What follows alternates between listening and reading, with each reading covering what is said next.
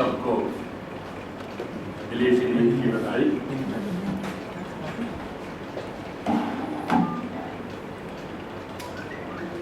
कई अरसे से इस देश की जनता और इस देश की fourth state, that is media, electronic media, print media, और उसके साथ साथ इस देश के सभी राजनीतिक दल भारतीय जनता पार्टी की लीडरशिप से ये आशा करते थे कि जो मुद्दा पिछले कई हफ्तों से देश भर में छाया हुआ है, व्यापम और ललित गेट का, उसमें सरकार कोई कार्रवाई करेगी। आज सुबह भारतीय जनता पार्टी लीडरशिप ने जिस तरह से राजस्थान के मुख्यमंत्री को समन किया और अभी दोपहर के बाद मध्य प्रदेश के चीफ मिनिस्टर को समन किया, मुझे पूरा विश्वास कि भारत की जनता और जितने राजनीतिक दल हैं उतने, और तमाम मीडिया, जैसे मैंने पहले कहा, इलेक्ट्रॉनिक हो या प्रिंट मीडिया हो, नेशनल हो या रीजनल हो, उनकी भावनाओं का आदर करते हुए मुझे आशा है कि आज उन दोनों से इस्तीफा दिया जाएगा।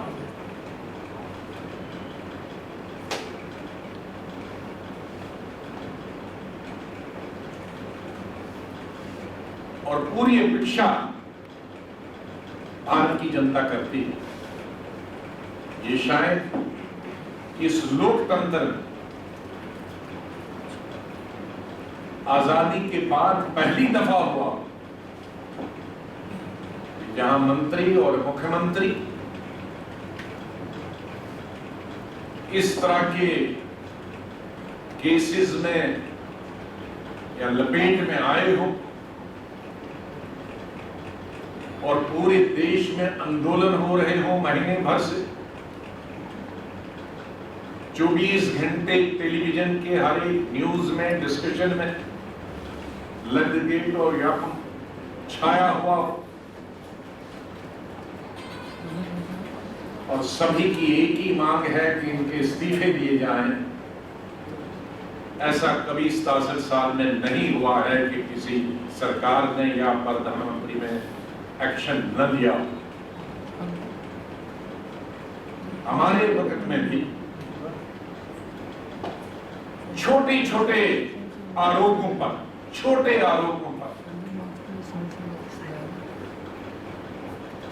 विपक्ष की तरफ से इस्तीफे मांगे जाते थे, और 24 घंटे के अंदर अंदर या तो मंत्री या मुख्यमंत्री अपने आप से इस्तीफा देते थे,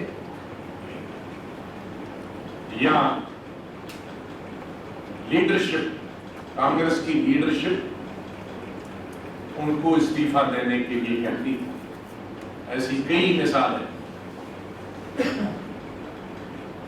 लेकिन स्वतंत्र भारत में इतनी मोटी चमड़ी वाली सरकार हमने पहली दफा देखी।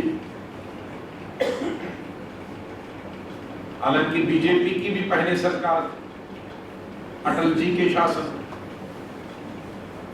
कुछ घटनाएं बहुत खतरनाक उस वक्त हुई थी।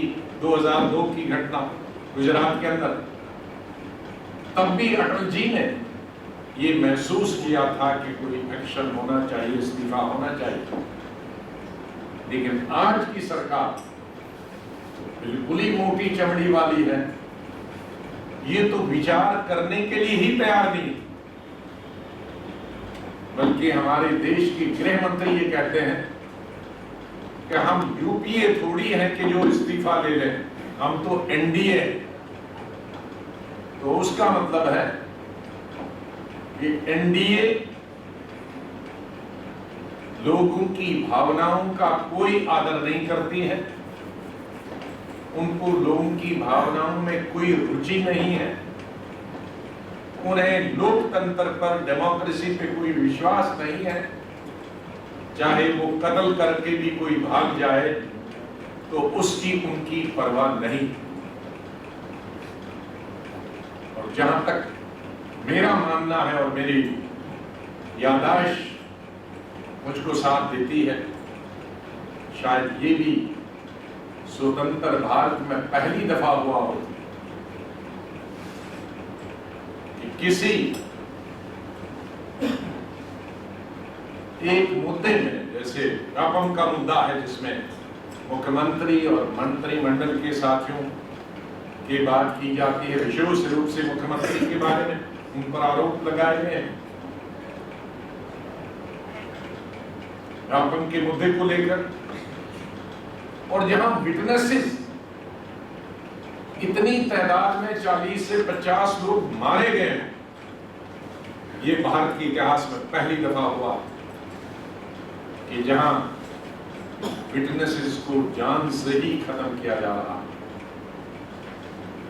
ये भी भारत के इतिहास में पहली दफा हुआ कि आसाराम जैसे केस में भी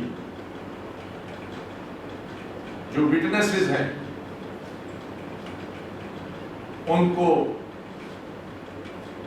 जान से खत्म किया जा रहा। आज भारत देश में इस 1.25 साल की बीजेपी की सरकार के चलते जो वातावरण बना है, जो बहन, जो लॉ एंड ऑर्डर की बुरी स्थिति है, चाहे व्यापम केस में, विटनेसेस में, गवाहों की दर्जनों की संख्या में मारना, इंक्लूडिंग पत्रकारों की हत्या करना, या आसाराम केस में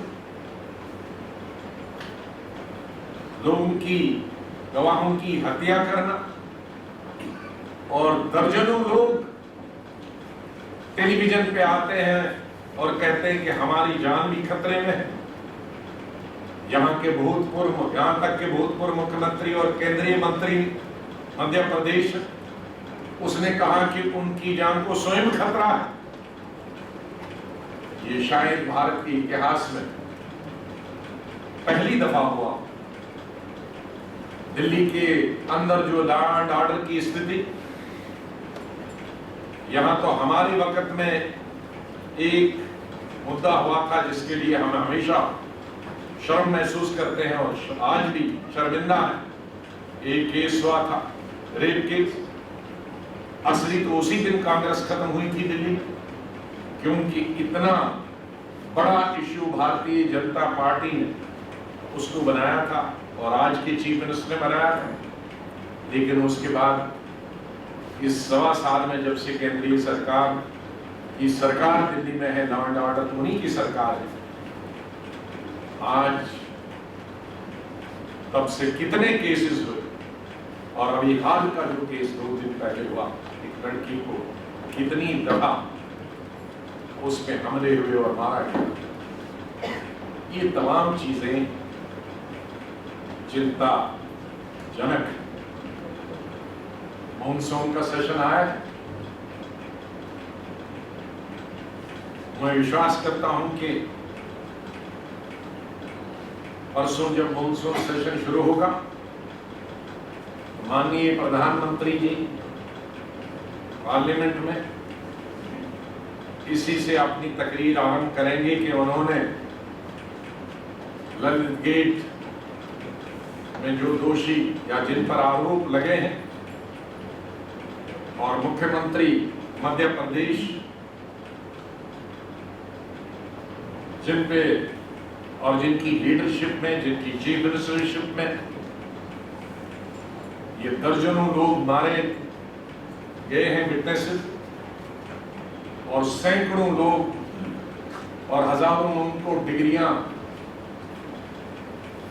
इस तरीके से मिली है, ये उनके इस्तीफे अनाउंस करेंगे। पार्लियामेंट का चलना न चलना विपक्ष के हाथ में नहीं। मैं ये सिद्ध करना चाहता हूं, कांग्रेस पार्टी एक रिस्पॉन्सिबल पॉलिटिकल पार्टी है, जिसका एक इतिहास है, लोकतंत्र पे विश्वास करती है, लोगों की भावनाओं का आदर करती है, और पार्लियामेंट का काम है कानून पास करना। हमको हमारी लीडरशिप में, कांग्रेस पार्टी का ये मानना है कि लोगों के हित में जितने भी कानून हो वो पास हो जाए, लेकिन हमारी पार्टी का ये भी मानना है कि इंटर सेशन में, दो सेशनों के बीच में जो भी जनता की भावनाएं और उन जनता की भावनाएं जो मीडिया के द्वारा, चाहे वो प्रिंट मीडिया हो या इलेक्ट्रॉनिक मीडिया हो, सरकार के सामने लाई जाती हैं या देश के सामने लाई जाती हैं, उन भावनाओं का भी आदर करें और लोगों की आवाज बनकर और मीडिया की आवाज बनकर उसको सदन में उठाएं। और जैसे जिन बातों का मैंने उल्लेख किया, वो देश की भावनाएं हैं, आप सबकी भावनाएं हैं, किसान की भावनाएं हैं, युवक की भावनाएं हैं, मजदूर की भावनाएं हैं, उद्योगपतियों की भावनाएं हैं, क्योंकि इससे सभी लोग प्रभावित हुए हैं। उन भावनाओं का आदर करते हुए भी हम ये मुद्दे अच्छी तरह से उठाएं, और यदि भारतीय जनता पार्टी इन 1-2 दिन में उन पर एक्शन लेती है तो मेरे ख्याल में पार्लियामेंट का चलना और आसान होगा, बिल पास करने और आसान होंगे। ये बीजेपी की लीडरशिप के लिए, बीजेपी के लिए भी, और उनकी जो छवि धूमिल हो गई है इस 1-2 महीने में, जो छवि मिट्टी में मिल गई है इस 1.25 साल के अंदर ही, वो उनकी छवि को दुरुस्त करने का भी उनको ये 24 घंटे, कल का दिन, आज का दिन को एक अवसर प्राप्त होता है, ऐसी मैं आशा करता हूँ। परसों से पार्लियामेंट सेशन सुषमा स्वराज के मुद्दे पे आपसे सवाल पूछना चाहता हूँ कि क्या कांग्रेस ने मन बना लिया है कि किस तौर पे सुषमा स्वराज वाले मुद्दे को के मामले में वो आगे बढ़ाएगी, और क्या आपने लाइक माइंडेड ऑपोजिशन पार्टी से इस बारे में बात की है, सलाह किया है, या आप अकेले चलेंगे जैसे भी आपको चलेंगे? सबसे पहले तो मैं ये बताऊंगा, हर पॉलिटिकल पार्टी, चाहे वो सत्ताधारी है या विपक्ष की है, तो विपक्ष पार्टियों में हम भी एक पार्टी है। हर पॉलिटिकल पार्टी की एक अपनी नीति, एक अपनी धारणा होती है, और मुझे पूरा विश्वास कि जिस तरह से हमने लोगों की भावनाएं और सब जनता की भावनाएं भांप ली हैं, इसी तरह से जो विपक्षी दल हैं, छोटे हैं या बड़े हैं, दक्षिण के हों, पूर्व के हों, पश्चिम के हों, सेंट्रल इंडिया के, वो भी अपनी अपनी कंस्टिट्यूएंसी में अपने अपने लोगों का नेतृत्व करते हैं, वो भी लोगों की भावनाओं से जुड़े हैं, और जाहिर है उन लोगों की भावनाएं भी ऐसी हैं जैसी हमारे लोगों की भावनाएं हैं। उनकी लीडरशिप में भी आपको लगेगा 1-2 दिन में पता, भी टेलीविजन पे आए हैं, बहुत सारी रीजनल पार्टीज हैं, वो दूर हैं, जब 1-8 दिन पहले यहाँ आती हैं तो फिर अपनी भावनाएं वो रखती हैं। और कल मेरे ख्याल में सभी पॉलिटिकल पार्टीज की जो मीटिंग है सरकार के साथ, उसमें सभी मिलेंगे और अपने अपनी भावनाओं का उल्लेख करेंगे। बाकी जहाँ तक ललित गेट का सवाल है, हम एक व्यक्ति की बात नहीं कर रहे, हम कुल मिला के उसमें केंद्रीय मंत्रिमंडल का कोई साथी हो, उसमें मुख्यमंत्री हो, उसमें MP हो, कोई उसमें MLA हो, हम उन सब की बात करते हैं। यहाँ किसी एक विशेष व्यक्ति के खिलाफ और विशेष व्यक्ति को छोड़ दें और अलग करने की कोई बात नहीं। सर GST को लेकर कहा जा रहा है कि आप लोग सिर्फ विरोध में हैं, आपने सिर्फ अकेले अपना डिसेंट नोट दिया, बाकी किसी पॉलिटिकल पार्टी ने डिसेंट नोट नहीं अभी दिया। हमने कोई डिसेंट नोट अभी नहीं दिया है, क्योंकि अभी आखिरी मीटिंग कल 3 बजे। GST हमारा बिल था, उसमें कोई शक नहीं। हम GST के खिलाफ नहीं है, इसमें कोई शक नहीं है, ये साफ जाहिर बताना चाहते हैं। लेकिन जब कोई भी बिल ज्वाइंट कमेटी को भेजा जाता है, ज्वाइंट सेलेक्ट कमेटी को भेजा जाता है या स्टैंडिंग कमेटी को वहां भेजा जाता है, उसके पीछे भावना और धारणा यही होती है कि तमाम राजनीतिक दलों को अवसर प्राप्त किया जाए कि वो पूरे सोच समझ के ठंडे दिमाग से एक मीटिंग में नहीं, दूसरी मीटिंग में नहीं, तीसरी मीटिंग में कंसेंसस बनाए। क्योंकि सदन के अंदर एक पार्टी के 1 या 2 आदमी को समय मिलता है, वो भी 10 मिनट में, वो उसमें अपनी बात बताता नहीं पाता है। और जो लीडरशिप पूरी सोच होती है पार्टी की, शायद वो भी उस व्यक्ति को, बोलने वाले व्यक्ति को पता नहीं होता। लेकिन जब स्टैंडिंग कमेटी की मीटिंग होती है या ज्वाइंट सेलेक्ट कमेटी की मीटिंग होती है, जिस तरह की मीटिंग होती है, पूरी पार्टी बता देती है अपने रिप्रेजेंटेटिव्स को कि पार्टी की पॉलिसी क्या है, पार्टी की नीति क्या है, उस नीति को या पार्टी का स्टैंड क्या है, उसको आप उस कमेटी में रखना। हमारी पार्टी ने कुछ अमेंडमेंट्स दी और यदि सरकार एक अमेंडमेंट भी, इसलिए कि कांग्रेस ने अमेंडमेंट दी है, इसलिए हमारी अमेंडमेंट एक्सेप्ट करने से उनके गुरूर में, उनके वर्चस्व में, उनकी ताकत में, उनकी शक्ति में कुछ कमी नजर आती है, तो मैं उसको गुरूर और घमंड के बगैर कुछ नहीं कहूंगा, जो कि अनडेमोक्रेटिक और डिक्टेटोरियल होता है। हमने भी चलाई है स्टैंडिंग कमेटी, हम विपक्ष के तमाम नहीं तो 50% अमेंडमेंट्स को मंजूर करते थे।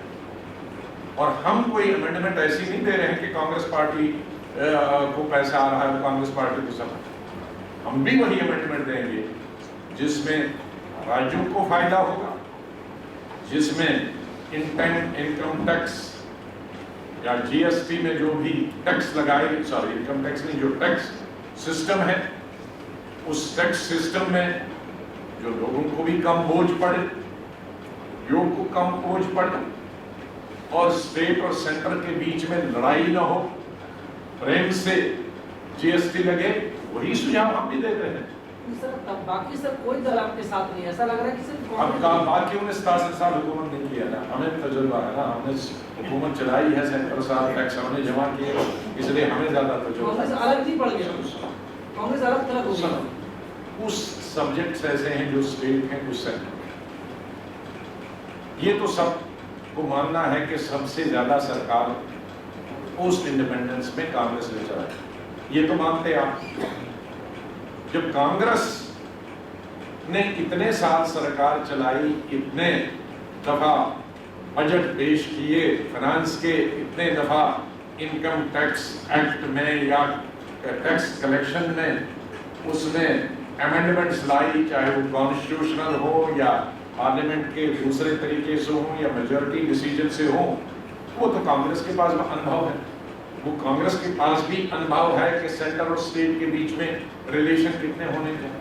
और कांग्रेस जब बात करती है तो कांग्रेस के दिमाग में जम्मू कश्मीर भी है, कांग्रेस के दिमाग में असम और मिजोरम और नागालैंड भी है, कांग्रेस के दिमाग में उत्तर प्रदेश बिहार भी है, कांग्रेस के दिमाग में राजस्थान और महाराष्ट्र और गुजरात स्टेट भी है।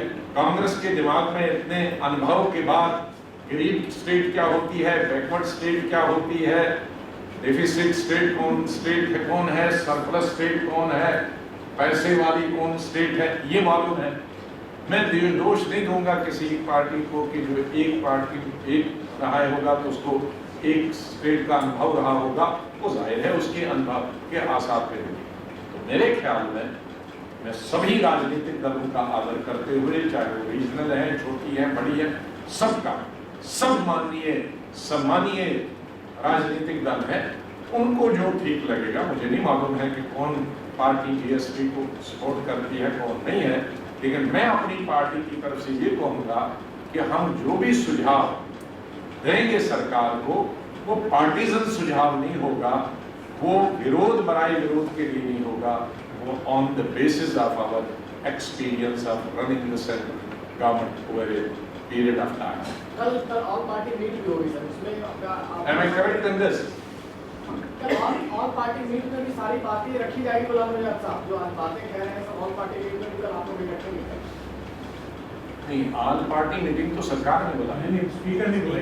स्पीकर ने बुलाई। 12:30 बजे जो नहीं वो स्पीकर की अलग होगी, हमारी 10 बजे है जो उनके लड़ने में बुलाई। हाँ, There's a government meeting at 10 o'clock. it's not government, it's all party meeting. No,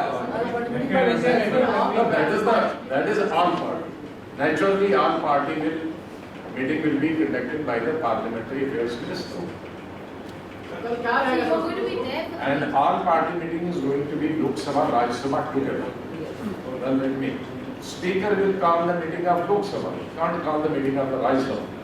And Rajya Sabha cannot call the meeting of Lok Sabha. So there may be some other meetings of Lok Sabha, I am not aware, there may be also NDA meeting, there may be other meetings, What I am talking about, I am talking about 10 o'clock meeting, which is organized by Parliamentary Affairs Minister, where in the leaders of both the houses of different political parties, all parties will be invited.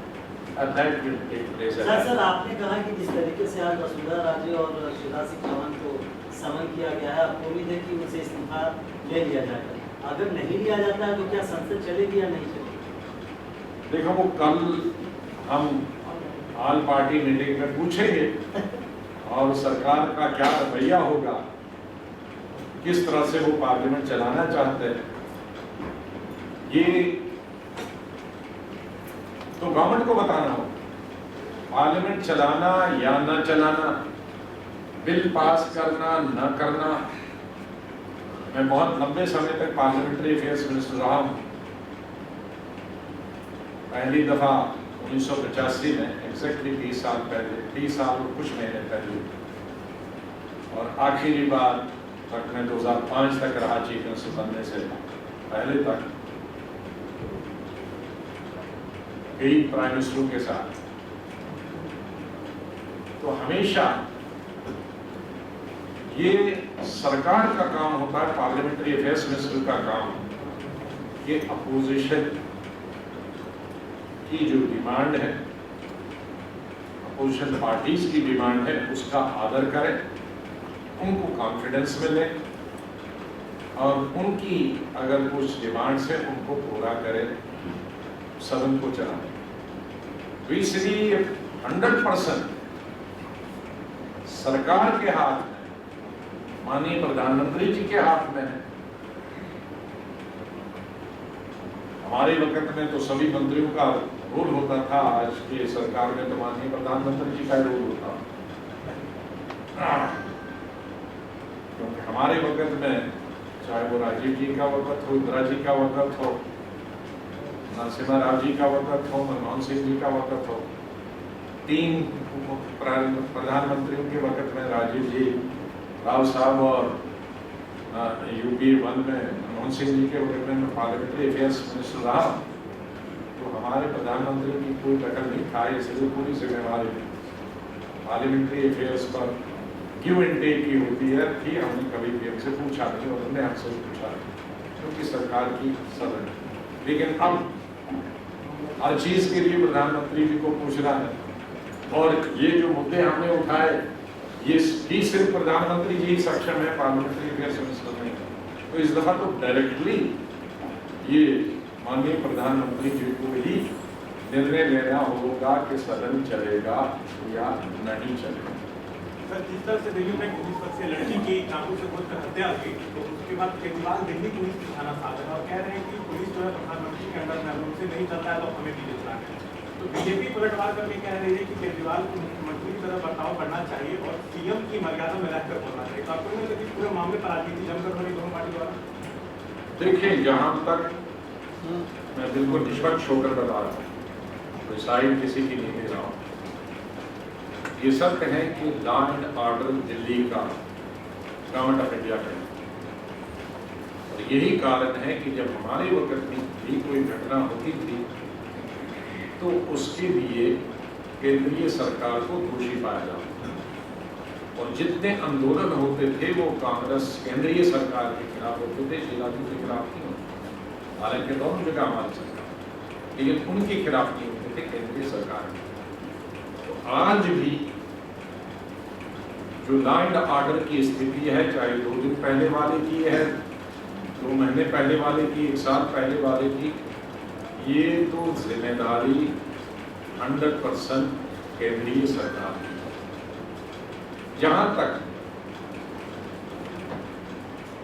मुख्यमंत्री के आरोप लगाने का सवाल है, ये आरोप ठीक है, लेकिन जहां तक सरकार चलाने का है, दिल्ली के लोग तो पिस गए राज्य सरकार और सेंट्रल सरकार की लड़ाई।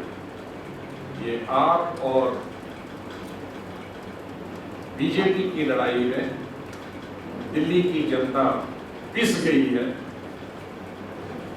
और आज इलेक्शन अगर होता है तो दोनों साथ होते। इसलिए इन दोनों को अपना अपना काम करना चाहिए। दिल्ली की सरकार को जो भी कॉन्स्टिट्यूशन के अंदर उनको जिम्मेदारी दी गई है, उन्हें उस काम को संभालना चाहिए। जैसे 15 साल शीला दीक्षित चला सकती है, तो आज क्या बदल गया ये सामने, वही तो चला। और केंद्रीय सरकार को अपने लॉ एंड ऑर्डर और जो सेंटर की दूसरी स्कीमें हैं उनकी जिम्मेदारी केंद्रीय सरकार को लेनी चाहिए। उनसे मुक्त होकर वो आपकी सरकार पर अपनी गलतियां भी नहीं थोप सकते। There are so many scandals you have mentioned. Now, what is the minimum accept from the Prime Minister that will finish for? The minimum is all those particularly 2, rather 3, those who are involved in Lalit,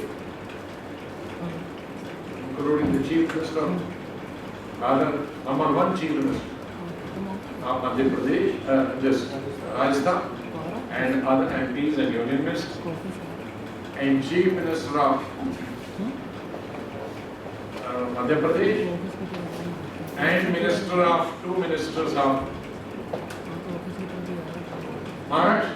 That is the piece.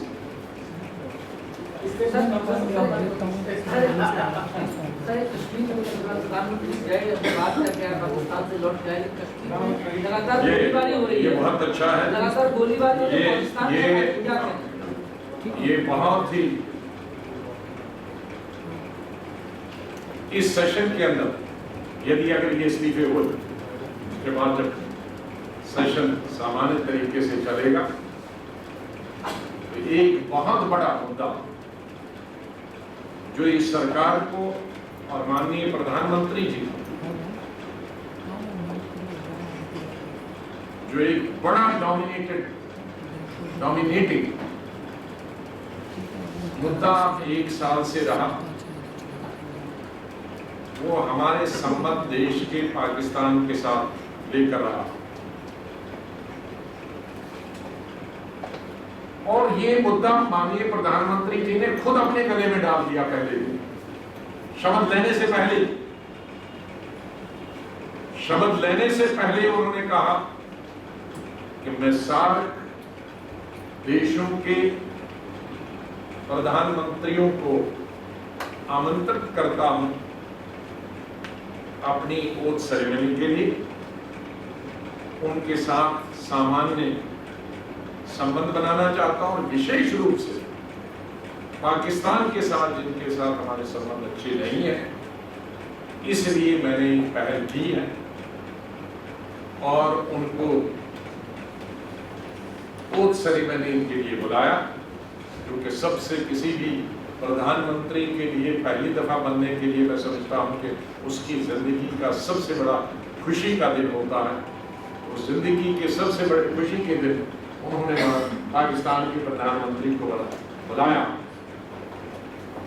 और तब से लेकर अभी Russia में जो आखिरी bilateral meeting हुई, इस 1.25 साल में हमारे कान पक गए टेलीविजन में बीजेपी के स्पोक्समैनों को सुनकर कि जब से मोदी साहब आए हैं ब्रेक थ्रू हुआ। जब कभी भी चलते फिरते माननीय प्रधानमंत्री मोदी जी की और प्रधानमंत्री पाकिस्तान की बात होती है, चाहे टेलीफोन पे होती है, चाहे ओथ सेरेमनी के वक्त पे होती है, चाहे शाल लेने के वक्त होती है, साड़ी लेने के वक्त होती है, आम भेजने के वक्त होती है, आम खाने के वक्त होती है, तो यही चर्चा होती है कि ब्रेक फ्री हुआ। लेकिन वास्तवता यह है कि इस 1.25 साल में मैं जम्मू कश्मीर के बाशिंदा होने के नाते, नागरिक होने के नाते ये कह सकता हूं, इतने सीज फायर वायलेशन कभी जम्मू कश्मीर के इंटरनेशनल बॉर्डर पे और LOC पे इतने छोटे से समय में कभी नहीं हुए। और इतनी तकलीफ जम्मू डिस्ट्रिक्ट हो या कठुआ डिस्ट्रिक्ट हो, जम्मू का अर्बन डिस्ट्रिक्ट हो, रूरल डिस्ट्रिक्ट हो,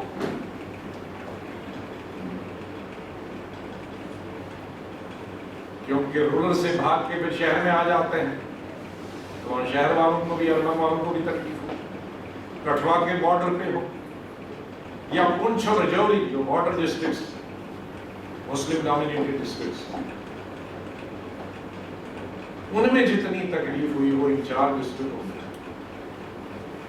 उतनी कभी भी थोड़े से समय में।